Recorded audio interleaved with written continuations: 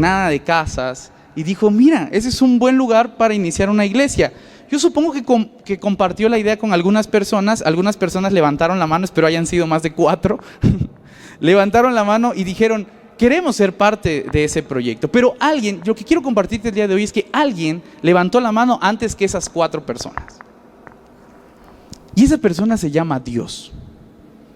Dios levantó la mano antes que todos y dijo, ese proyecto me gusta. ¿Sí? Como que sí me quiero sumar a esa idea. Decidió sumarse, decidió estar presente y en todas las organizaciones que tuvieron, que solo Dios sabe cuántas habrán sido, Él estuvo sentado ahí, Él estuvo presente, Él estuvo dando ideas, Él estuvo aportando. Prueba de todo eso es que después de 44 años hay iglesia.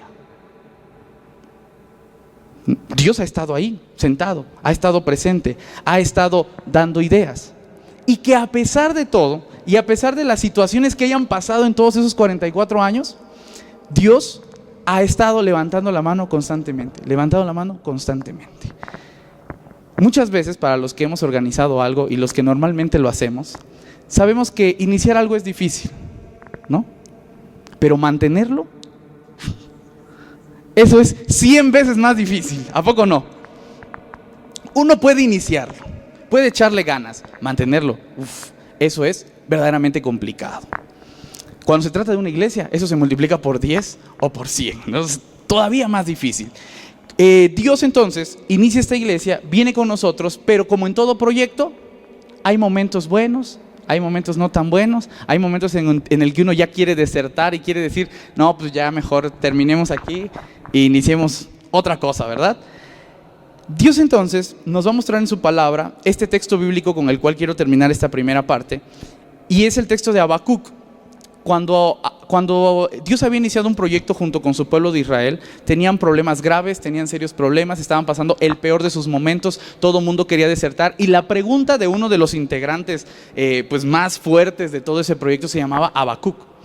Y Habacuc le preguntó a Dios y le dice a Dios, oye Dios, si tú estás en este proyecto, chéquense esta pregunta, porque igual alguien de ustedes se la ha hecho en algún momento. Si tú estás en este proyecto, si tú levantaste la mano, si tú dijiste que te vas a quedar acá, ¿por qué parece que esto se va a destruir? Te tomaste tu año sabático, estás de vacaciones, no vas a hacer nada, o ¿qué estás esperando? No lo entiendo. Habacuc le pregunta a Dios eso. Dios le va a responder a Habacuc algo bien interesante, lo cual, si alguien de ustedes se ha preguntado eso alguna vez, quiero darles la respuesta de Dios a eso. Y dicen, sí estoy haciendo algo, pero estoy haciendo algo que no te imaginas que va a pasar. Esa es la gran respuesta de Dios. Si tú crees que Dios va a responder a alguna de tus ideas, a alguno de tus malestares, como tú crees que va a responder, quizá estás equivocado. Dios va a hacer algo que tú no te imaginas. Y cuando digo que tú no te imaginas, me refiero a que quizá la forma ortodoxa en la que tú consideras que se va a resolver el problema no va a ser así. Puede ser otra manera totalmente distinta, pero algo sí tiene que quedar en claro. Si Dios levantó la mano en el principio, Dios se va a quedar a lo largo de toda la historia. La historia de Habacuc termina con una respuesta de Habacuc, que es una respuesta que yo ahorita espero que tú des. Si no la das no importa, pero la pregunta por lo menos te va a quedar ahí. Dios le dice a Habacuc, voy a hacer algo que tú no te imaginas que voy a hacer. Y le empieza a contar Dios algunas cosas que está haciendo. Para esto ya vamos en el capítulo 2 de Habacuc. Y en el capítulo 3, Dios por fin le confiesa a Habacuc qué es lo que va a hacer. Y Habacuc no se la puede creer. O sea, Habacuc dice, no Dios, pero es que así no se ha hecho por 300 años, ¿cómo te atreves a hacerlo de esa manera? Y Dios le dice, ya lo decidí, yo voy a hacer algo. Mi pregunta es, ¿te vas a sumar a esto que voy a hacer o no? Esa es la verdadera pregunta. Dios va a hacer algo. Si Dios inició el proyecto, si Dios estuvo desde el principio, Dios va a hacer algo. Eso tú dalo por hecho. La pregunta, o sea, lo que tú te deberías estar preguntando es, ¿me voy a sumar a lo que Dios va a hacer? ¿O porque Dios no va a hacer lo que yo quiero que se haga, entonces no me voy a sumar? ¿Sí? ¿A qué sí me voy a sumar y a qué no me voy a sumar? Vamos a leer un texto bíblico, yo quiero que lo leamos todos. Ili, ¿me pones el versículo el penúltimo versículo de Habacuc. Lo vamos a leer todos juntos. Después de esto te hago una última pregunta y terminamos este primer momento para que nos quedemos reflexionando. Ahí 17. Vamos a leerlo todos juntos, ¿sale? Dice: aunque la higuera no florezca, ni en las vides haya fruto, aunque falte el producto del olivo, y los labrados no den mantenimiento, y las ovejas sean quitadas de la majada, y no haya vacas en los corrales, con todo yo me alegraré en Jehová, y me gozaré en el Dios de mi salvación. Dios le pregunta a Habacuc: Habacuc, todo este proyecto yo he estado presente, yo levanté la mano desde el principio, me voy a quedar, yo voy a hacer algo, no te preocupes. Mi verdadera pregunta es: ¿te vas a quedar tú? Y entonces Habacuc responde esto. Él dice: claro que me voy a quedar, dice Habacuc. Aunque pase lo que pase, me voy a quedar. ¿Sabes cuál había sido la solución de Dios para el pueblo de Israel? Destruirlo.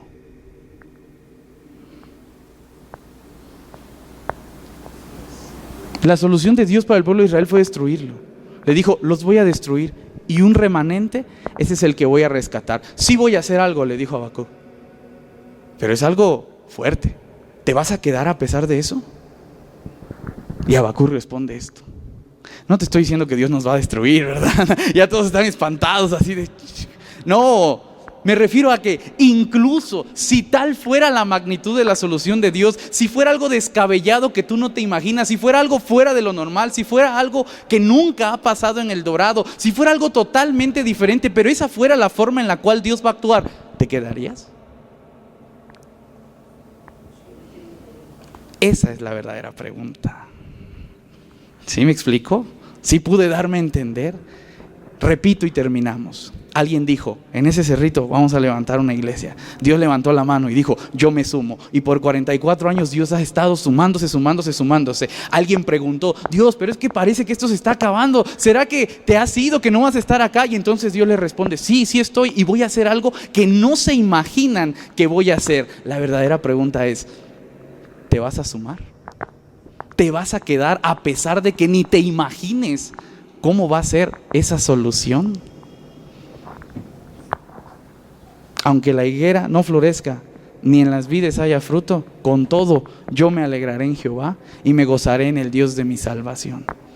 Si no es como yo quiero, si no es como tú quieras, si lo que viene no nos lo imaginamos, de todas maneras yo me gozaré en el Dios de mi salvación. ¿Y tú? Vamos a hacer una oración. Padre, muchas gracias por este día. Gracias, Señor, por la oportunidad que nos has dado de estar 44 años después de que tú comenzaste junto con alguno de tus hijos este proyecto, algunos de tus hijos los cuales todavía están entre nosotros. Te damos muchas gracias, Señor, porque tú has estado presente en todo momento, tú has estado cada segundo de este proyecto, y creemos, Señor, que tú sigues acá. Sabemos que tú vas a actuar. Quizá no sabemos cómo lo vas a hacer todavía, pero creemos, Señor, que tú estás en medio de todo eso. Por eso, Padre, te pedimos que tu Espíritu Santo nos dirija y que a lo largo de este culto al cual te dedicamos, te podamos decir cosas y al mismo tiempo tú nos puedas decir cosas a nosotros. En el nombre de Jesús y bajo la dirección de tu Espíritu Santo. Amén.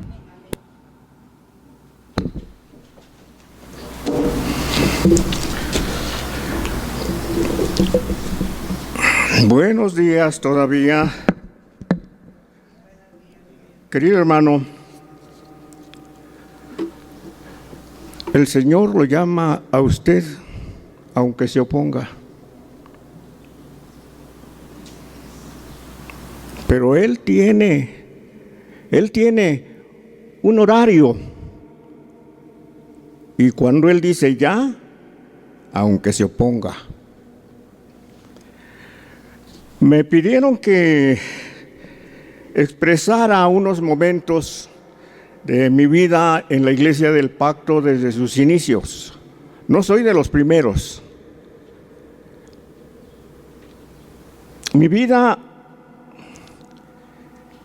en la Iglesia del Pacto, junto con otros hermanos, tuvo unos inicios tremendamente hermosos para mí. Cuando yo me incorporé a la iglesia del pacto y de veras entendí cuál era el significado, puedo resumir mi experiencia en una frase, en una oración. Aquí encontré a mi mejor amigo, encontré al Señor Jesús. Y no es una frase o una oración espiritualoide, es una realidad para mi vida. Yo provengo de una iglesia de corte pentecostal, una iglesia muy fuerte, donde colaboré en ministerios juveniles y estuve muy contento. Tenía amigos, cantaba en el coro, asistía a convenciones, dirigí un orfeón, en fin, que mi vida religiosa casi estaba completa. Me casé con Sarita, una señorita que no pertenecía a esa iglesia, y corté mis actividades con aquella iglesia, pero no por razón de mi matrimonio, sino por cambio de residencia, y nos vinimos a vivir a Valle Dorado en 1975. No teníamos una iglesia fija. Un día mi jefe, que ya vivía en Valle Dorado, me dijo: allá en el Cerrito se está construyendo una iglesia, ¿por qué no la visita? Y como entonces, por decisión mía, éramos chinos libres, no asistíamos a ninguna iglesia. Pero cierto día, mis hijas le preguntaron a Sarita que cuál era su iglesia. Ya las habíamos llevado a una iglesia metodista y a la iglesia de los hermanos, pero no tenían ellas una clara pertenencia. La pregunta vino porque sus amiguitas se estaban organizando para ofrecer flores a la Virgen y ellas también querían ir.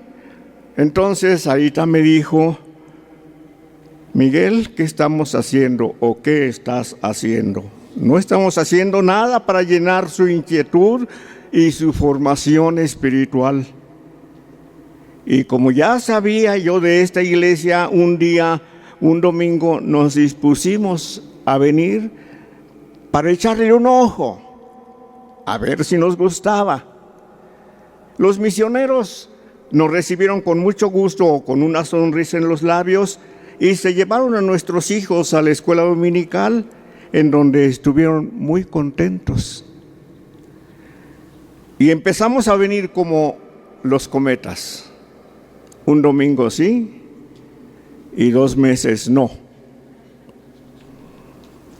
Y así fue por un tiempo.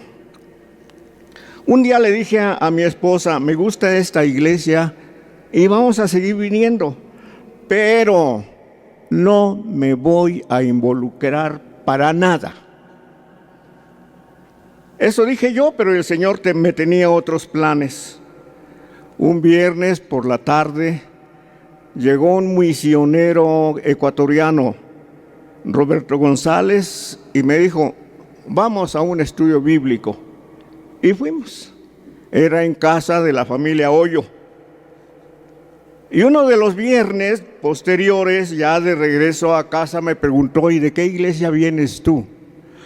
Pues yo vengo de la iglesia interdenominacional. ¿Y por qué eres tan serio? Esa iglesia es muy alegre. Bueno, es que yo soy así. Y le dije, y también le comenté que allá había dirigido un orfeón. En el estudio posterior, el hermano dijo: hermanos, el Señor ya nos contestó. Tenemos un director de coro, el hermano Miguel Ortega. Como si nadie me ha invitado, nadie me ha dicho nada. Bueno, allí empezó mi involucramiento con la iglesia del pacto. Luego me invitaron a dar la escuela dominical y yo me negué 2 veces. Al final terminé impartiendo la escuela dominical. Me invitaron a dirigir, a pararme aquí durante varias veces y me negué porque me daba pavor estar frente a un público. No sé cuándo acepté y no sé cuándo empecé a dirigir los estudios bíblicos. Lo más curioso es que no recuerdo cuándo realmente me empecé a enamorar del Señor Jesús. Y aquí empecé a vivir una vida que yo deseaba en mi interior. La iglesia empezó a funcionar con laicos, hermanos laicos, que todavía veo aquí algunos. Y sin yo buscármelo, sin yo proponérmelo, el Señor me concedió hacer las veces de pastor laico. Casé varias parejas, bauticé nuevos creyentes, sepulté hermanos y hermanas muy queridos, presenté niños, oficié 15 años, visité enfermos y oré por ellos. Los líderes hacíamos lo mismo, los líderes laicos, y no teníamos descanso. Una noche me visitaron unos misioneros, creo que fue Tomás Kelly o David Mark, no lo recuerdo. 44 años más los que ya tenía dan fe de que no me acuerdo. Y me presentaron el proyecto de instituir en México un devocionario semejante al que se editaba en Estados Unidos, pero con escritores mexicanos. Y yo dije que sí, y desde entonces estoy al frente de este ministerio, y ¿saben qué? Estoy feliz. Nos financiaron los primeros meses. Ya tenemos 33 años de publicar este libro que pueden ustedes comprar ya en el Salón Social. Hoy con Dios se ha mantenido con las escasas ganancias de este libro y de otros que hemos editado. Fui representante por México ante CIPE, ya siendo miembro de la Iglesia de El Dorado, durante varios años. Allá presenté algunas ponencias y saben que todo gracias al texto lema de la Iglesia del Pacto. ¿Saben cuál es? Compañero soy yo de todos los que te temen y guardan tus mandamientos. Hasta donde yo recuerdo, nadie me hizo menos, o tal vez no me di cuenta nunca. Honestamente, queridos hermanos, me siento feliz de pertenecer a la Iglesia de Dios, a la familia de Dios, en la Iglesia Evangélica Misionera del Pacto.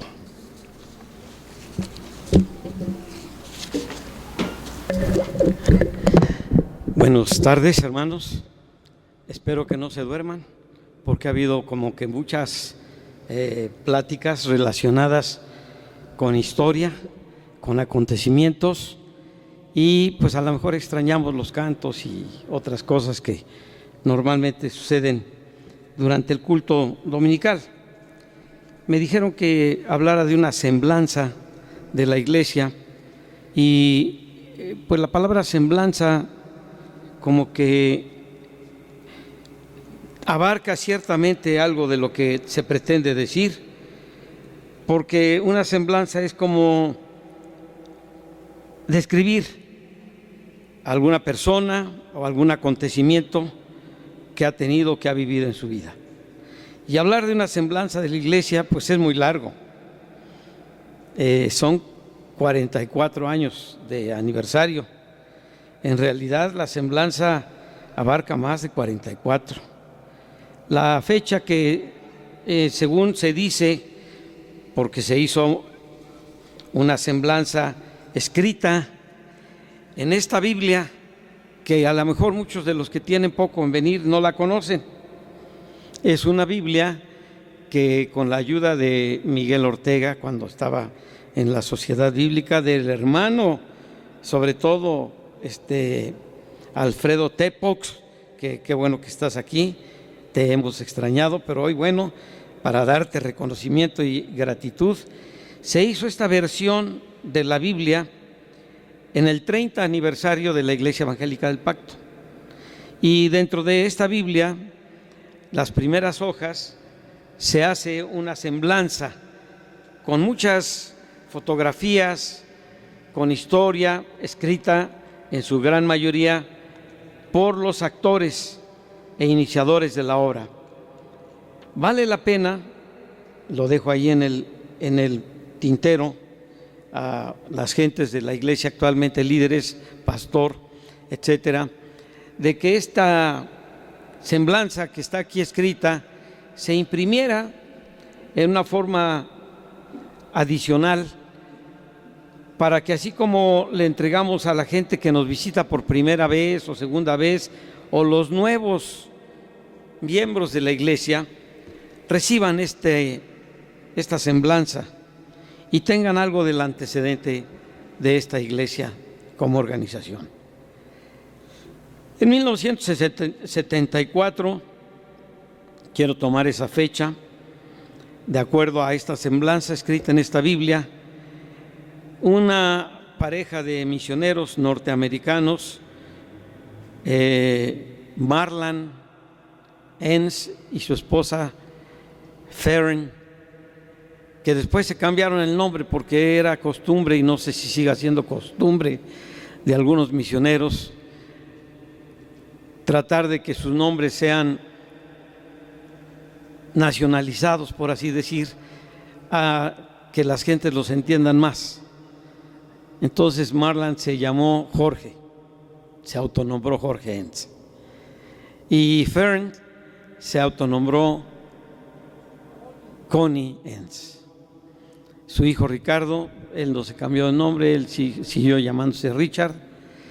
Ellos llegaron aquí desde 1973, más bien 1 de enero de 74, y fue decisión tomada no por ellos únicamente, sino por la junta directiva de la organización The Covenant Church of America, en su grupo, en su área de misioneros o misiones.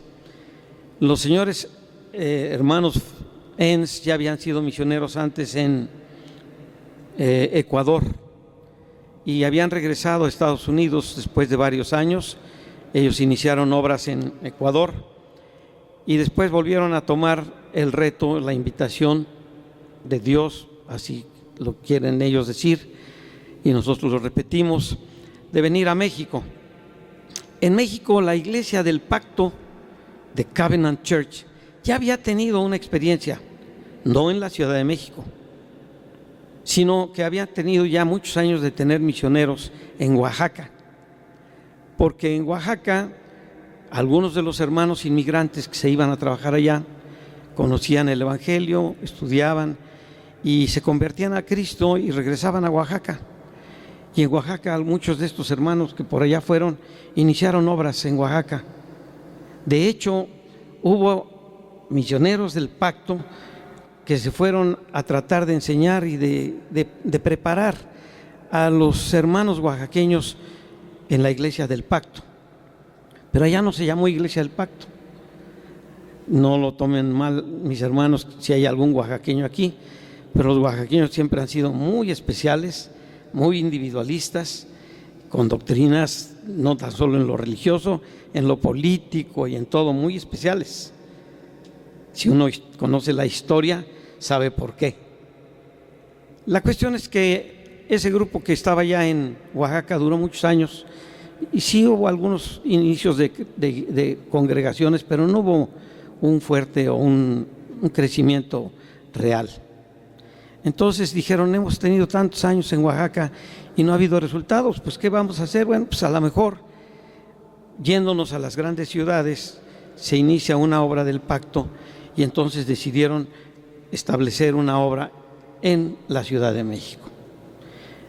Para eso quiero decirles que ya la obra en Oaxaca tenía varios años, más de 20 quizá años. Así es como Marlan Enns, Jorge Enns y su esposa llegaron a México, trataron de investigar qué lugar sería el adecuado para iniciar la obra, se auxiliaron de hermanos cristianos de otros grupos, entre ellos, como vamos a ir viendo después en unas fotografías, un hermano que en aquel entonces manejaba una organización que se llamaba Operación Movilización, fundada por un hermano, Jorge Berwer, conocido mío, cuando él tenía 17 años y yo tenía apenas 20 y tantos años. Y Ricardo Griffin les auxilió a estos hermanos Marlan y Connie Enns para decir en dónde podrían hacer una obra, y escogieron que esta era la zona que parecía tenía un futuro de crecimiento y de desarrollo, partiendo de la base de las personas jóvenes que necesitan casarse, que necesitan irse a formar un hogar, y a dónde se van a ir, y vieron que esta era la zona. Los hermanos Enns empezaron buscando un inicio en Atizapán. Ellos venían en un trailer, un camper, y entonces ellos lo estacionaron por allá, por un terreno en Villas de la Hacienda, gracias. Y entonces el lugar más adecuado que creyeron adecuado para empezar era Atizapán. Empezaron a buscar en Atizapán, finalmente fueron buscando hogares en donde se interesaran en tener estudios bíblicos. Y de ahí me brinco a 3 o 4 fechas, porque si no sería muy largo de contar. En marzo de 1974 decidieron empezar a visitar las zonas de por acá y encontraron 2 o 3 hogares que les abrieron sus puertas ya en esta zona, aparte de lo que ya habían hecho en Jardines de Atizapán.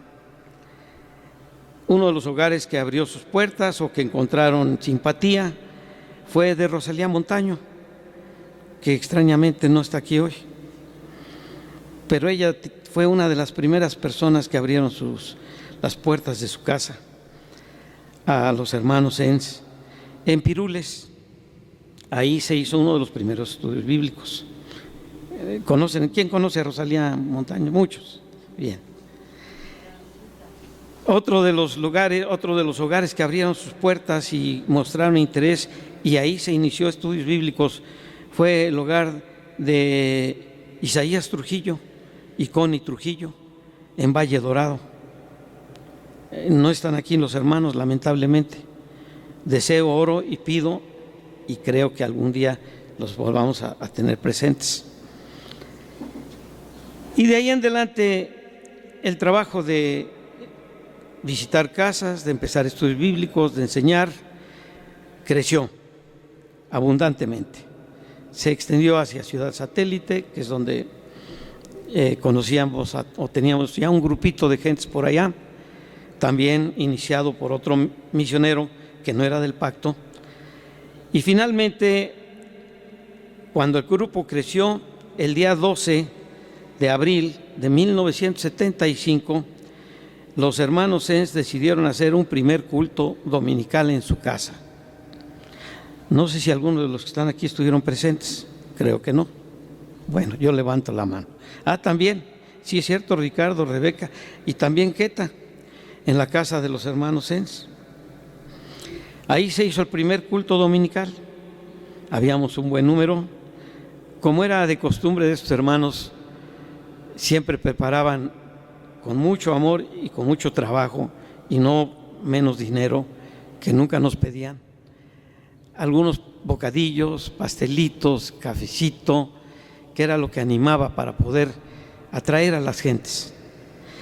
Y ese 12 de abril de 1975 fue como el tiro de inicio del grupo de la Iglesia de la Congregación, que posteriormente se llamaría Iglesia Evangélica del Pacto. El nombre de misionero se le agregó muchos años después por otras razones que no vale la pena comentar. En mayo de 1975 se compró uno de los dos terrenos, porque aquí donde estamos son dos terrenos. Este es uno y el de la esquina otro. Se había comprado un solo terreno en el año de 1975 con el deseo, obviamente, de tener un lugar en donde congregarse, ya no en una casa. En 1976, en marzo, se colocó la primera caseta, o por ahí del mes de marzo, una caseta de lámina a donde empezamos a congregarnos. Y en 1977 se inició la construcción de lo que llamamos la nave del templo. En todos esos trabajos hubo mucha gente involucrada, gentes que se fueron agregando, algunos están presentes, algunos ya no están presentes, otros se han muerto, otros, me atrevo hasta a decir que ni siquiera fueron miembros de la iglesia. Sus convicciones, inclusive de fe, pues no llenaron o no llegaron a ser los que la iglesia pretendía que fueran. Pero todos en su momento aportaron, porque Dios utiliza a todo tipo de gente, como lo comprobamos en las Escrituras, a veces a cristianos y a veces a no cristianos, para lograr un objetivo, el objetivo de Dios. 1982 se terminó la construcción de este templo, que se hizo en varias fases, varias etapas. No era una obra sencilla ni barata, era una obra costosa. Aquí hubo participación de un hermano que, bueno, es quizá de los que yo digo que a lo mejor no sé si fue hermano o si fue hermano, pero ahora he aprendido que eso no tiene tanta importancia cuando la acción de una persona, los frutos son para engrandecer el reino de Dios. Moisés Pichardo, él trabajó mucho también en algo de esta obra. El fruto de él es que uno de sus hijos sí se convirtió bien al Señor y él se fue a estudiar para ser misionero, pastor a Estados Unidos. Juan Carlos Pichardo se congregó muchos años con nosotros, ahora ya no vive aquí, vive en Querétaro, pero él ha seguido y sigue siendo un hombre trabajador y activo en la obra de Dios.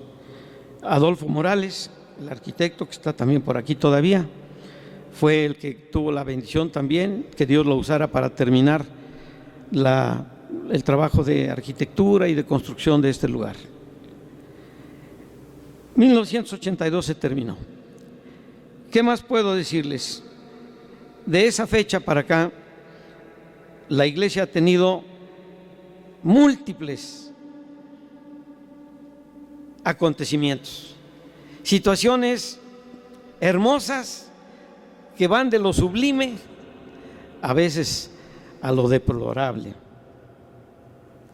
Esta iglesia, como ya Miguel Ortega, gracias Miguelito por su participación, mencionó, y yo quiero subrayarlo porque nunca nos pusimos de acuerdo para lo que él dijo o para lo que yo iba a decir, pero esta iglesia se inició en gran parte como un experimento de misioneros que pensaban venir, establecer una obra, pero que fuera una obra laica, una obra que no tuviera un pastor.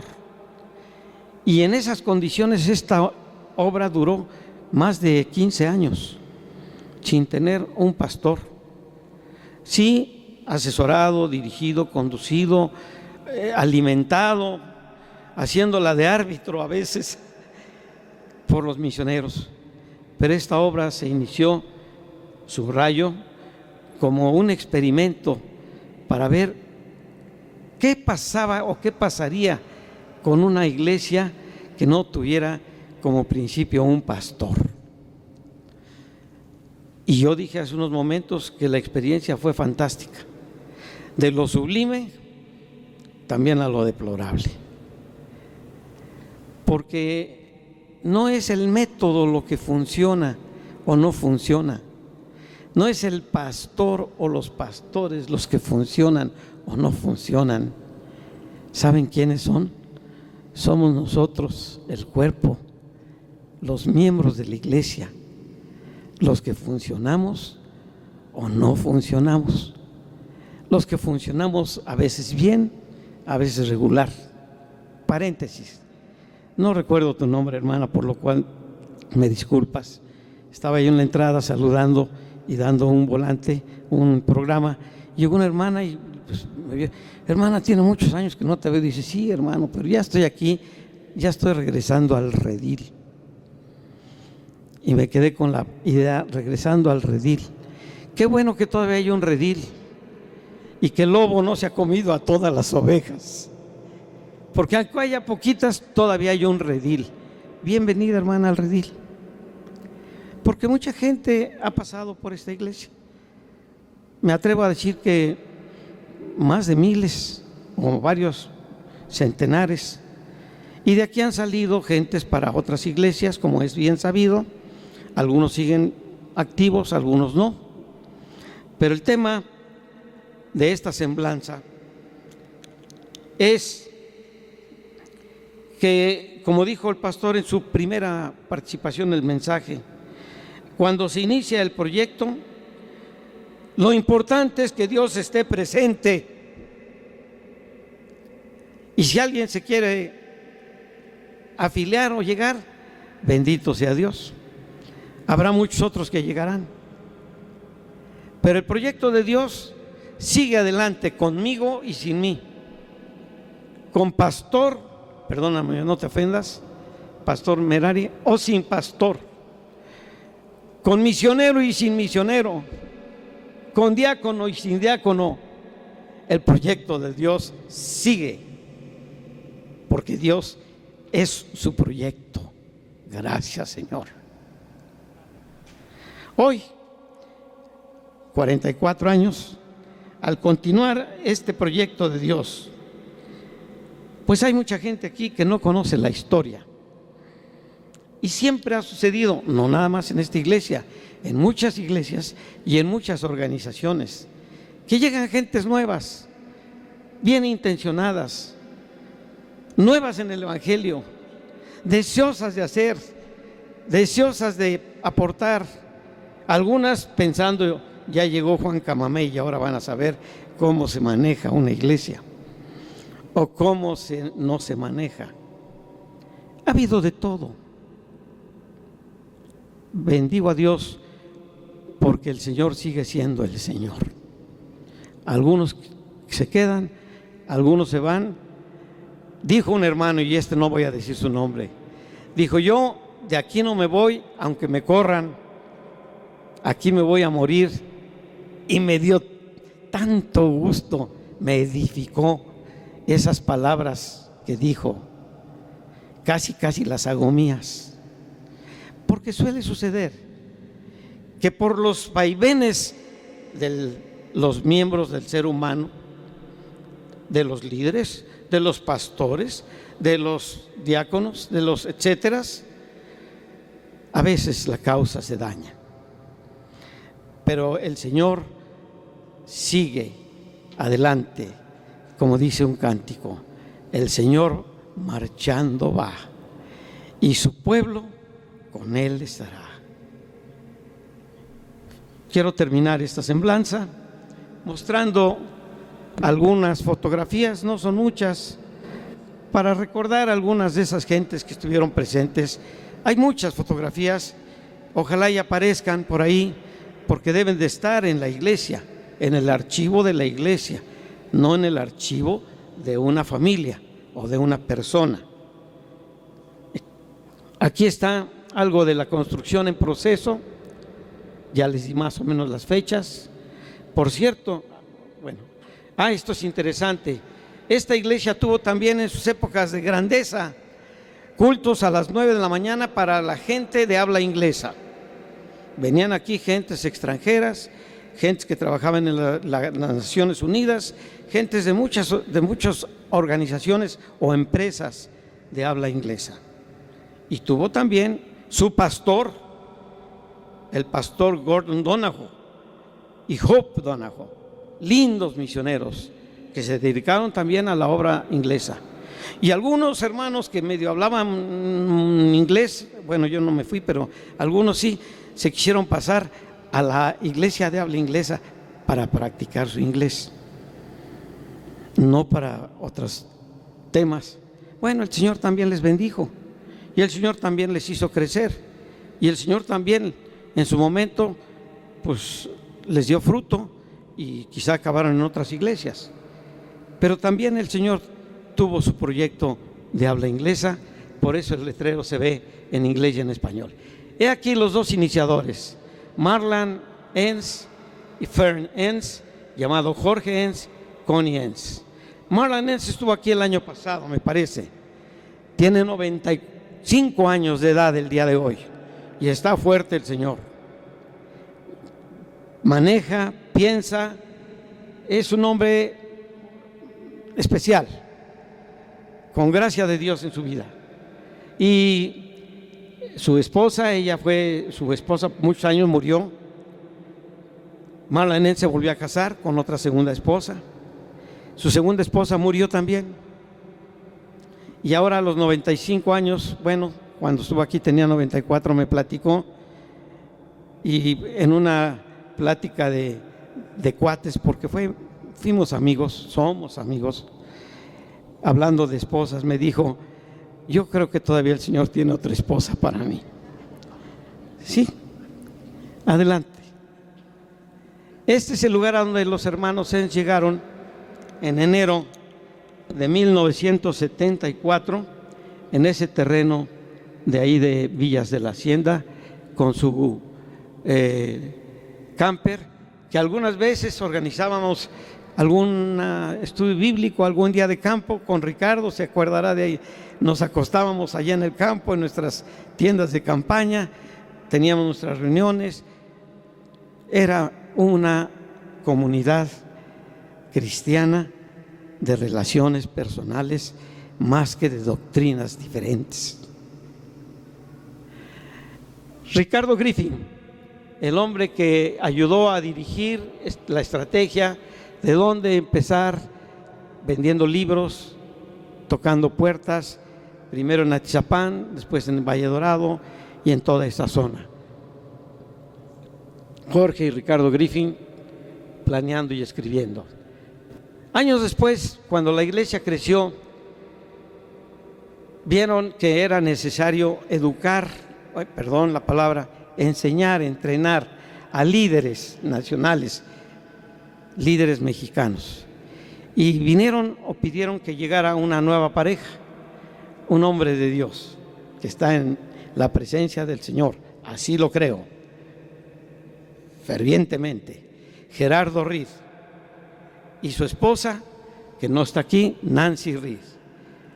Dos siervos de Dios que no les importaba muchas cosas de la estructura ortodoxia denominacional ni protestante, pero solamente narro una cosa que a mí me tronó sentimentalmente respecto a Gerardo Riz. Recién llegó a México, ellos venían de Ecuador, trabajando en la misión en Ecuador, mandó a hacerse unas tarjetas de presentación que decían: gracias por permitirme ayudarle. Y al reverso traía su nombre, dirección y teléfono. Y él andaba buscando, como no una vez, sino muchas veces, gentes que tenían una llanta ponchada, gente que chocó en el periférico, y el hermano se bajaba, se quitaba el saco, lo vi, y me da vergüenza decirlo, me daba porque estaba lloviendo y no me quité mi saco porque me iba a manchar. Y ver cómo se quitó el saco, se metió abajo del carro, se ensució, terminó, le cambió de llanta y luego dio su tarjeta. Y dijo: gracias por permitirme ayudar. Y a esa persona a quien le dio la tarjeta, se convirtió al Señor años después en Atizapán. Y fue miembro de nuestra comunidad hasta que también él murió. Son vidas lo que transforma al mundo. no son teologías, ni doctrinas, ni teorías. Yo no voy a predicar, que predique el pastor. Quiero terminar, faltan algunas 2 fotos. Esta es la iglesia ya actualmente. ¿Qué diferencia? Otra cosa interesante, a pesar de ser una obra misionera e iniciada por un grupo de la Iglesia del Pacto Evangélico, para gloria de Dios lo digo, dándole, como dice la Biblia, honor a quien honor merece. En esta obra, la ayuda económica fue mínima. Todo el recurso que esta obra ha absorbido por tantos años ha salido de aquí, de ustedes, de la gente mexicana, los que han muerto, los que se han ido, los que han llegado. Por eso no debemos jamás tener la idea de que es que no tenemos con qué hacerlo. Es que, hermanos, Dios es un Dios que provee a manos llenas cuando estamos colocados en la voluntad de Dios. Entonces esta obra, pues ahora está aquí. Es una obra que es bonita. Algunas congregaciones vienen y dicen: ay, es que ustedes tienen todo muy bonito, es que tienen todo. No tuvimos todo el tiempo. La gloria y honra sea para el Señor. Y si hay 2 o 3 fotos más, ya no hay. Bueno, lástima. Quisiera terminar utilizando esta misma Biblia del 30 aniversario y leyendo en esta versión.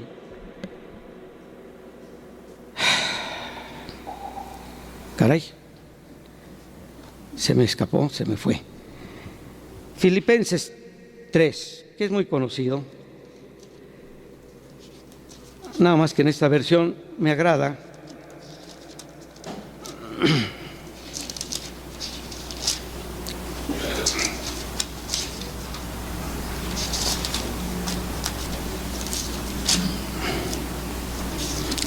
Dice así, versículo 13 y 14. Hermanos, yo sé muy bien que todavía no he alcanzado la meta, pero he decidido no fijarme en lo que ya he recorrido, sino que ahora me concentro en lo que me falta por recorrer. Así que sigo adelante, hacia la meta, para llevarme el premio que Dios nos llama a recibir por medio de su Hijo Jesucristo.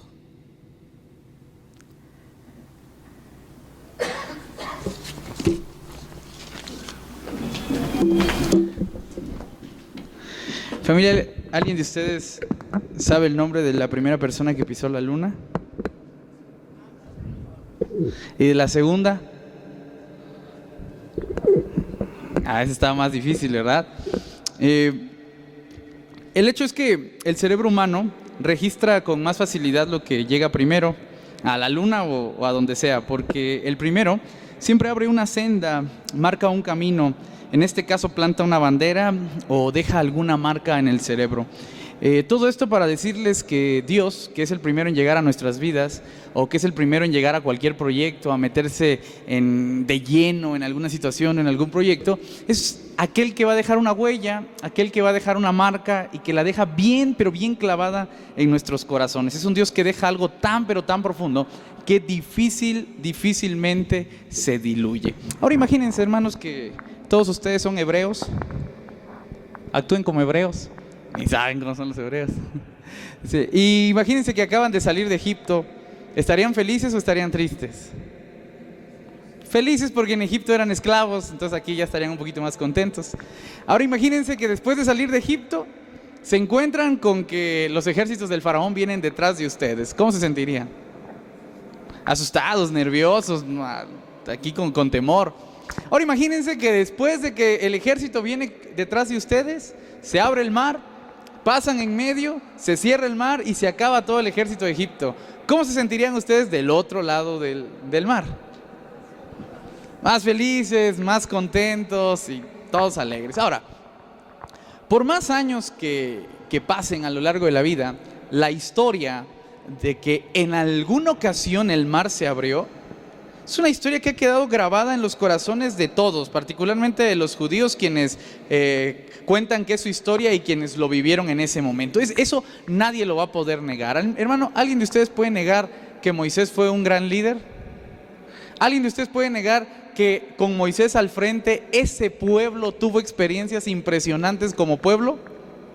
¿Alguien de ustedes puede negar que ese pueblo hizo una hazaña tan increíble que fue una cosita sencilla? No fue una cosita sencilla, fue una cosa impresionante. Fue vencer al imperio más grande de ese momento, que era Egipto. Y por más años que sucedan, nadie de nosotros va a poder negar que quienes vivieron esa hazaña, quienes participaron en esa hazaña, quien dirigió esa hazaña, por ejemplo, fue Moisés. Y está clavado en nuestros corazones. ¿Todos estamos de acuerdo hasta acá? Muy bien. Viene la siguiente pregunta. Hermanos, ¿alguien de ustedes puede negar que aquellos líderes que comenzaron la iglesia no fueron grandes líderes? ¿Alguien de ustedes va a negar que esas hazañas que se vivieron cuando existían damas de decisión, cuando existían células de estudio en las casas, fueron proyectos pequeños? ¿Alguien de ustedes va a negar que fueron o va a aceptar que fueron cosas pequeñas, sino que al contrario, fueron cosas grandes y fueron cosas muy impresionantes? ¿Alguien de ustedes va a negar que el esfuerzo por construir este lugar fue un esfuerzo titánico? ¿Alguien de ustedes se atrevería a negar eso? ¿Alguien de ustedes se atrevería a negar que tenemos una historia impresionante como iglesia y que de esta iglesia, de la cual ustedes están sentados, han salido muchas iglesias, muchos creyentes y han salido muchísimos proyectos? ¿Alguien podría negarlo? No podemos negarlo, porque es algo que sucedió, es algo que está plasmado en la historia y es algo de lo cual nosotros hoy nos alimentamos, de lo cual nosotros hoy comemos, hoy seguimos adelante, hoy seguimos viviendo sobre el trabajo que han hecho otras personas. Esa frase es increíble: para ver más alto me tuve que parar sobre hombros de gigantes. Nadie del pueblo de Israel pudo negar que Moisés había sido un gran líder. Nadie lo había negado. Nadie podía negar que las hazañas al derrotar a Egipto fueran impresionantes. Pero hermanos, el día que Josué tomó el mando y tuvo que dirigir al pueblo hacia la tierra prometida, Moisés ya no estaba. ¿Y saben qué? No se volvió a abrir el mar, pero sí se abrió el río Jordán. ¿Y saben qué? No vencieron a Egipto, pero vencieron ciudades amuralladas allá en Jericó. ¿Y saben qué?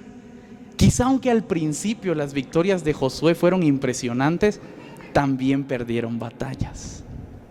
Allí en la tierra prometida también se perdieron batallas, por supuesto.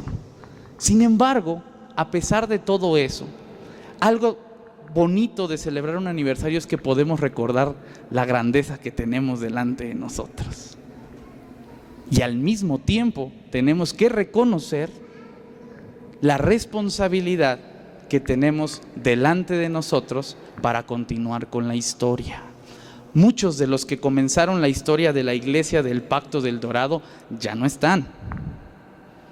Y eso no quiere decir que no nos hagan falta.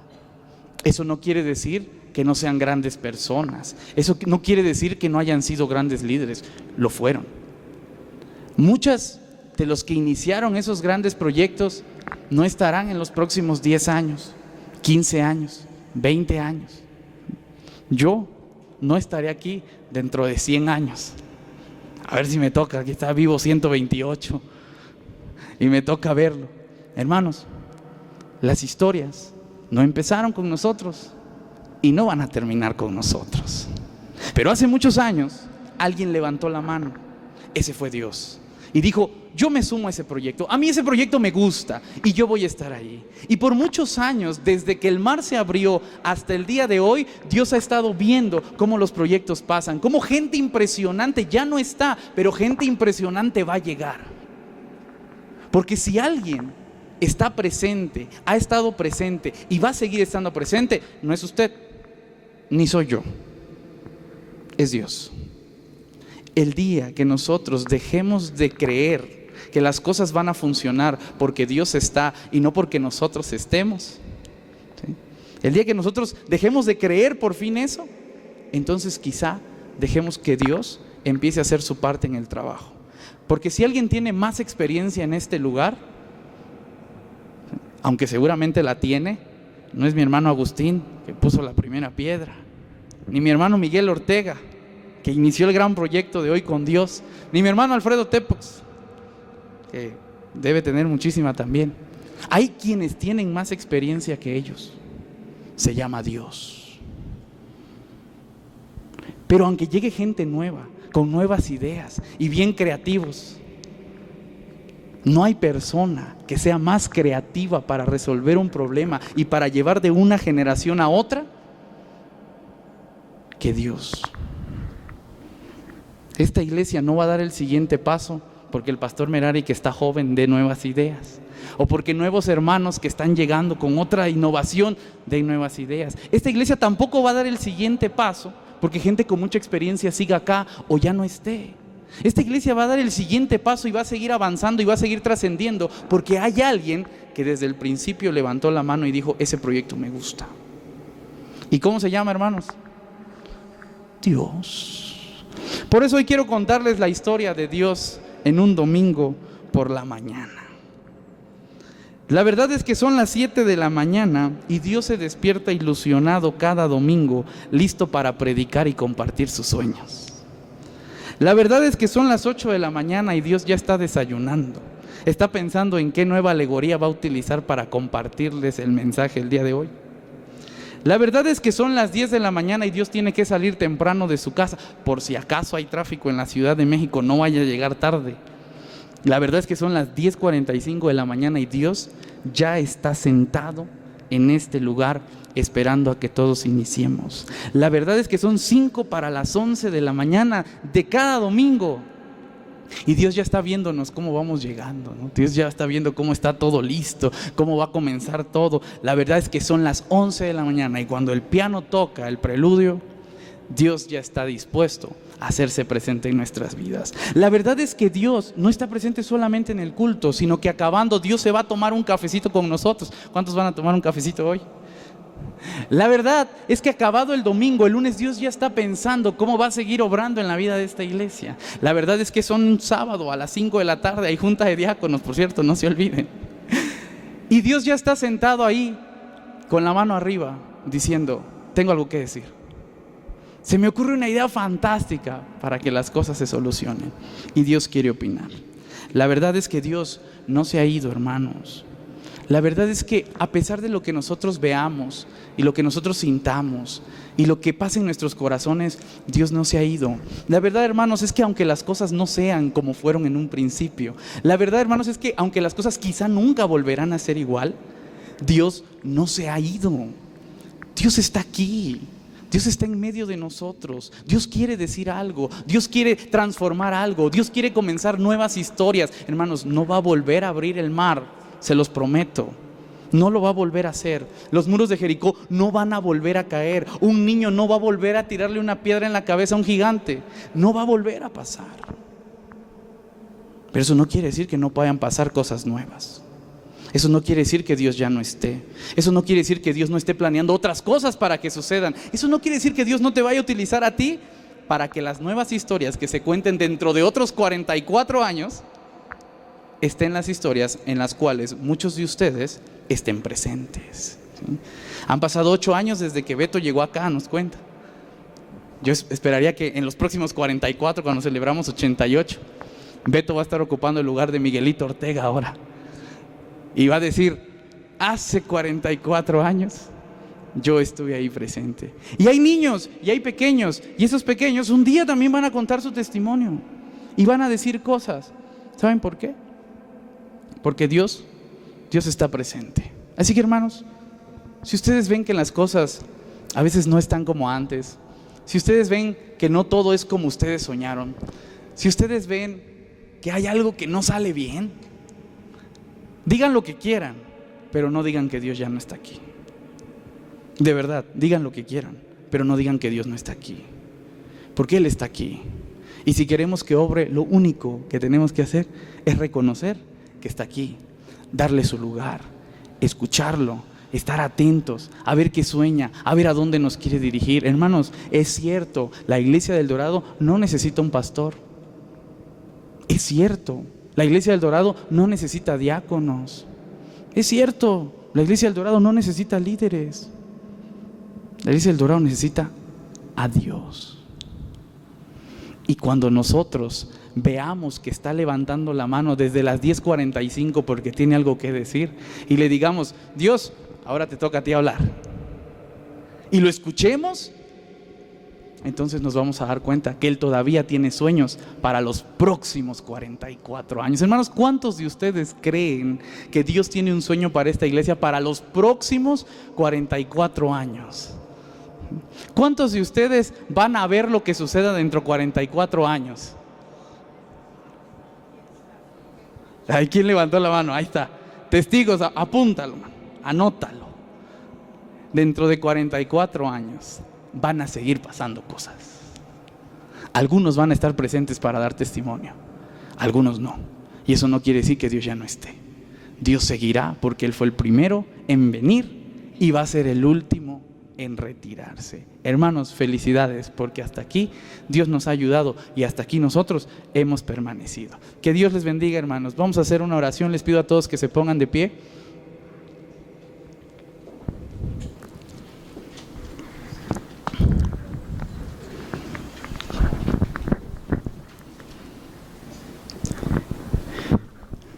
Cierren sus ojos.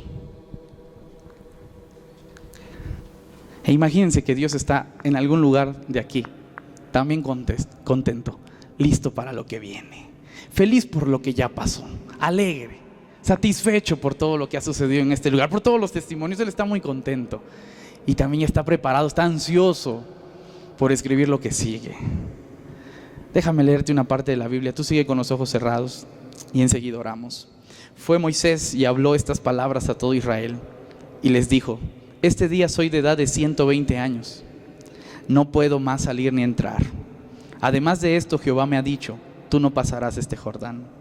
Jehová tu Dios, Él pasa delante de ti. Él destruirá esas naciones delante de ti y las heredarás. Josué será el que pasará delante de ti, como Jehová ha dicho. Y hará Jehová con ellos como hizo con Sehón y con Og, reyes de los amorreos, y con su tierra a quienes destruyó. Y los entregará Jehová delante de vosotros, y haréis con ellos conforme a todo lo que os he mandado. Esforzaos, hermanos, y cobrad ánimo. No teman ni tengan miedo de ellos, porque Jehová tu Dios es el que va contigo. Repito, Jehová tu Dios es el que va contigo. Él no te dejará ni te desamparará. Padre, muchas gracias, porque lo que tú has hecho a lo largo de nuestra historia es increíble. Lo que tú has hecho a lo largo de la historia de la humanidad es impresionante, pero lo que has hecho con la historia del Dorado es algo que nos conmueve, Señor. Y es un privilegio tener entre nosotros a personas que estuvieron ahí el día que tú comenzaste a hacer grandes cosas, Señor. Y al mismo tiempo es una responsabilidad para muchos de nosotros saber que esa historia continuará bajo nuestros hombros. Por eso, Padre, yo te pido que tu Espíritu Santo descienda hoy, que creamos que estás en medio de nosotros y que tú bendigas y llenes de tu amor a todos aquellos que han luchado la buena batalla, Señor, que han luchado, que han corrido la carrera, que han estado ahí al frente en cada momento. Bendícelos, Padre, llénalos de tu Espíritu Santo. A los que están presentes en medio de nosotros hoy, bendícelos. A los que ya no están también, Señor, tómalos en donde quiera que estén y llénalos de amor, Padre. Y a todos aquellos que se han ido sumando, que han ido llegando, a todos aquellos que están jóvenes, que todavía vienen a esta iglesia y están aprendiendo de cómo funciona todo esto, Señor, tú vas a hacer cosas con ellos grandes y diferentes seguramente. Lo importante es que tú permanezcas. Así que, Señor, los dejo en tus manos y que tu Espíritu Santo nos dirija en el nombre de Jesús. Amén.